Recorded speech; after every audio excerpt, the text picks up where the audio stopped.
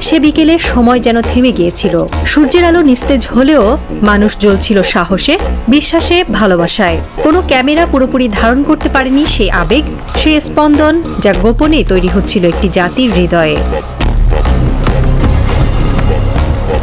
হঠাৎ করে তিনি কেঁপে উঠলেন, একটু নড়লেন, তারপর সামনে পড়ে গেলেন মঞ্চের ওপর। পুরো জনতা চিৎকার করে উঠল, স্যার, আল্লাহু আকবার, আমিরে জামায়াত। চারপাশে দৌড়াদৌড়ি শুরু হলো।